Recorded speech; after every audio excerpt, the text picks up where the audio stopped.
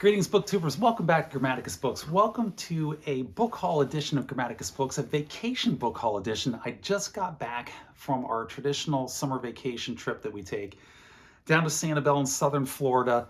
I literally got in at 1 a.m. this morning. I probably got to bed by 2 a.m. after unpacking everything and getting everything out of the car. It was a 20-hour car drive up from southern Florida to get back here to Graham's End, just south of the Shire. So my brain is mush. So in the event that there are any incoherent ramblings throughout this video, it's because of a 20-hour car drive yesterday. In the likely event that that is going to occur, I'm sure it will, because my brain is just absolutely fried. But I wanted to get this up here on the channel, so I'm going to go ahead. We're going to shoot this video, mush brain and all, and I'm just going to have to roll with it and see how it goes.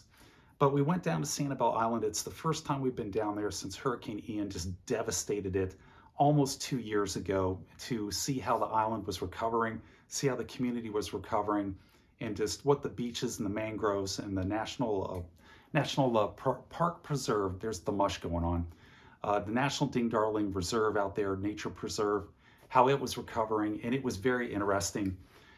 There were 4 bookstores on Sanibel prior to Hurricane Ian. There's one left now, that's Macintosh Books, the original bookstore that was put there on the island in 1960. It's in a new location, a very small opening there, but they've got their foothold back onto Sanibel. It's good to see a bookstore there.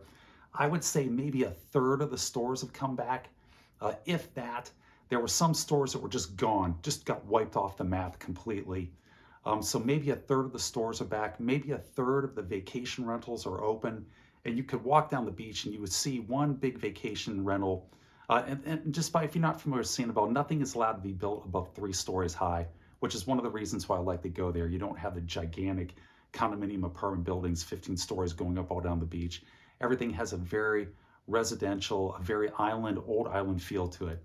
But you would see like 1 3-story condominium that looked like it would have been completely untouched, and you'd walk 100 yards further down the beach and there would be another vacation condominium place, and it was just gutted, just completely destroyed, gutted. You could literally see straight through from the front of it, out the back and into the parking lot, with just hanging wires from the empty rooms where Hurricane Ian just ripped it out and annihilated it.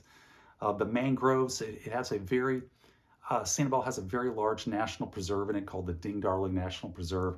Wonderful, it's got a giant lagoon that's preserved with all these mangroves. It's a national park. The mangroves took a beating, but they are coming back. I talked to a ranger down there. He says it is going to take a long time for the mangroves to come back, because they have to actually come up from the roots. Once they lose 90% of their leaves, they die, and new leaves won't grow out on those trees. They're done, and they have to come up out of the mangroves, out of the lagoons, from roots, and rebuild. But they will rebuild. So it's good to see that going on. I did go to the one bookstore that was available there, Macintosh Books, to see how they were doing. A very small setup, a very small number of books that they had for sale. So I wanted to make sure to throw something towards the owner's way. And so I went out and I bought a book that I normally wouldn't buy. I got Carl Hyacin, and this is a detective police thriller called Bad Monkey. And the cover sold it for me. It is a detective mystery murder mystery. The mush, you have to excuse it. Mystery murder in southern Florida, much along the lines of Doc Ford. I've never read a Hyacin novel. It has good reviews. If anybody out here is familiar with his work, Carl Hyacin, and has read it, please put it down in the comments section. I'd love to hear it. But I wanted to make sure I bought something from the owner there in the store, as did other members of my family. So that was the first book that I got. The second was a surprise late Father's Day gift for my family members that they sprung on me, that I didn't know was going to happen while I was down there. And they got me, oh, let's get this one first. Got me a number of hardbacks. The first one is this 2009 reprinting of Games Workshop's Rogue Trader, the core rule book set for Rogue Trader, which was a skirmish game when it came out in 1987 originally, and a role-playing game for doing all their Rogue Trader science fiction fantasy miniatures from the 1980s. And like I said, this is the reprint of the 1987 trade paperback. This is a nice hardback edition. These are hard to come by, so thank you to my family. Very wonderful painting cover there. Gives you a flavor of what Rogue Trader is. which is role-playing in the far future, the grimdark future of 40,000 years in the future. Nice quality paper on here. Nice quality paper, good hardback binding, but I can see why this never caught on as a role-playing game and why it turned into, morphed into Warhammer, the tabletop wargaming experience, now the largest wargaming game in the world. And pardon me 1 second, I've got an alarm going off. I got to go take care of it. I apologize. All right, I'm back. I set a timer and forgot about it against the white fuzz. 20 hours in a car is just brutal. Don't ever do it. If somebody proposes just driving straight through the day and into the night to get back, say, no, we're getting a hotel. We're going to be smart. We're going to rest up and just finish this drive in the morning. Oh my God. I just feel like the car ran over me and then backed over me a couple of times. But this is a reprinting of the 1987 trade paperback from Games Workshop. The 1987, like I said, was not a hardback. It was a trade paperback printing, and it was notorious for being fragile. It was fragile when it was produced back in 1987. It would just fall apart. And finding copies of that today that actually are functional and still together is almost impossible. Even if you had one, you wouldn't be able to read it. So this was great to get this core rulebook here in Fantasy Flight Games reprinting of it from 2009. But I can see why it didn't catch on as a role-playing game and just morphed into a tabletop wargaming game instead, because those rules are they're overly complicated, but it is interesting, and I do like to have it. Because like I said, I like to collect Rogue Trader wargaming miniatures from the 1980s, late 1980s. I love the character of them. They're full of character, old school character, full of imagination and originality. They're really cool. And then going along with the Rogue Trader is the Citadel of Skulls. It's a adventure module. It's Adventure Module 2 in the Warp Storm trilogy that was put out by Fantasy Flight Games to go along with that core rulebook reprinting back in 2009. This is from 2011. This is the second one. It's not as hard to come by as the first one. The first one in this Warp Storm trilogy is very hard to find, but that was nice to get the second one there. And then the last thing my family got me for Father's Day was this hardback printing of Art and Arcana, A Visual History of Dungeons and Dragons. This is a fantastic book. I'm going to do an entire video just on this book. It deserves it. It is absolutely wonderful. This is a 2018 printing. You can pick these up dirt cheap, surprisingly, on Amazon for 25 bucks. I highly recommend it if you like Dungeons and Dragons. This is a visual history of Dungeons and Dragons. This is not a visual history of the art of Dungeons and Dragons. It's the history of the game, the history of TSR, the company, all of the boardroom backstabbings, corporate takeovers, the imagination creation of the game, the crash of D&D, then its rebirth, all told through its art and its visual history. And it is fan-freaking-tastic. It will get a whole video entirely on its own. I mean, just look at that wonderful cover right there by Larry Elmore from the Red Box edition. This will definitely get an entire video. So thank you to my family for those. Those are fantastic. So that leaves the last group of books that I got. And I'm a big fan of local libraries. I'm a big supporter of local libraries. I really like to push people using their local library. And I was very anxious to see how the library in Sanibel had fared. They have a beautiful library on the island. It sits back right on the edge of the Ding Darling National Preserve in that lagoon area, right nestled up against it. It's raised up off the ground as most of the buildings there are on the island. And it was just a wraparound windows looking out into the mangroves. It was gorgeous. So I went there with some trepidation about how much damage it had sustained in Ian, and was very, very thankful to see that it sustained very little damage. They were open for business. The building looked like it was relatively undamaged. And I went through it, and they had a library sale going on. They had a table full of paperbacks that they were selling for 25 cents each. And in with the usual tourist beach reading fare, there was a bunch of science fiction books. And in fact, there were this one here. We'll start with this one. This is Volume 2 of Science Fiction: The Great Years, which is edited by Carol and Frederick Pohl. So both Mr. and Mrs. Pohl putting together an anthology of the great science fiction from the 1940s and 1950s. Really looking forward to that. Nice little classic cover on there. I think this was printed in 1977. 1976, almost got it. And it has the stories The Rule by A.E. Van Vogt, And Be Merry by Catherine McLean, The Sack by William Morrison, Mayhew's Jet by Theodore Sturgeon, Time is the Traitor by Alfred Bester, that should be good. Columbus Was a Dope by Robert A. Heinlein, that's a definite must read. And When Time Went Mad by Dirk Wiley and Frederick Arnold Coomer Jr. So that's got some pretty nice stories in it, 25 cents.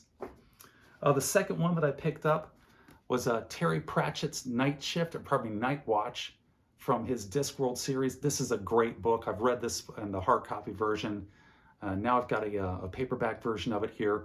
Night Watch is a wonderful, wonderful book. If you like Terry Pratchett, this is one of the best out of the Discworld series.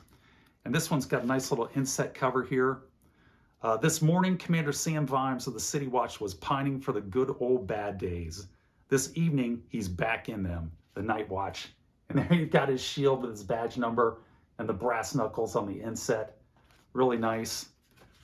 And then right inside here, you've got a great little map of the city. Very excellent map. Says, the glorious People's Republic of Triacle Mine Road, truth, justice, freedom, and a hard-boiled egg. Reasonably priced love, the Isle of Gods and River Ankh, and then the Shades. And again, if you're not familiar with these books, these are extreme satire. It's like a fantasy satire, just wonderful stuff though. If you like satire, you can't get any better than Terry Pratchett. And Night Shift is one of the best Discworld novels. So pick that up for a quarter. And then they had a bunch of A.E. Van Vogt. I got 3 A.E. Van Vogt books. We got Planets for Sale with a wonderful, dropping them all there. It's got to be a 1960s cover. That artwork just screams 1960s. And in fact, it is 1965. And most of A. Van Vogt's books are patch-up books. They're books of that are made up of a bunch of his short stories that are sort of interrelated. They put together. I suspect that's what this is, although it doesn't say so on the inside cover, but I suspect that's what that one is.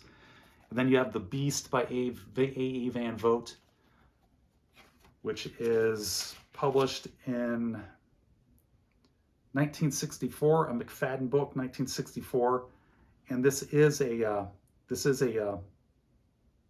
put together novel, a bunch of short stories of his from 1943, 1944, 1963 by A.E. Van Vogt. So it's a patch-up novel as well. And then the last one I got is A.E. Van Vogt's Supermind. This is also a patch-up novel of 3 stories that appeared in Amazing Stories, I believe it was. The first one in 1940, and then the others were later in 1966. I want to say it's in the 60s. Cover art by Attila Haja. It's a nice little piece of cover art there, especially for 1977 is when this was printed. This is a first DAW printing, January 1977. This does not credit it in here as a patch-up novel, even though it is a patch-up novel. And the third one of the 3 stories that went into this was actually co-written with A. Van Vogt and another author, and they did not credit the other author who co-wrote the third part of this book. Let's see if I can see if it tells me the novel. No, it doesn't, but it's made up of 3 stories. I know that. So those will be interesting. A.E. Van Vogt, most famous for his book Slan, which is a really great book. I've read that one. And then, of course, The Weapon Shops of Isher is his other famous series. I've got The Weapon Shops of Isher in here somewhere. I kind of consider A.E. Van Vogt as sort of the definitive example of a golden age author. He's not the best author in the world. His writing style, is unique. It could use some polish, but apparently it was a huge influence on Philip K. Dick. Philip K. Dick cites his style as being the formative influence on how he wrote books, which I can definitely see 100% with Philip K. Dick. I think his writing style does mimic, in a great part, A.E. Van Vogt. But those will be interesting. Maybe I can get one of those read for Rocket Summer, which starts tomorrow. Tomorrow is the start of Rocket Summer, a reading event created by Michael K. Vaughn over on his fantastic channel. I'm really looking forward to that. And I'm going to have, the goal is to have 2 videos up per week for each week of Rocket Summer. Rocket Summer is a sci-fi reading event where the first week is read something from 1939 or before in science fiction. And then in week 2 is the 1940s, week 3 is the 1950s, and week 3 is the 1960s. So my goal is to have 2 books or a pulp magazine from each of those genres, each of those decades, read and up here on the channel as we go forward for Rocket Summer. But that's it. My brain is mush. I got to get a nap. I got to get a rest or something to restore the gray matter in here, get the creative juices flowing, get the neurons connecting. So I'm going to wrap this one up and say, take care, be safe, and I'll catch you guys next time.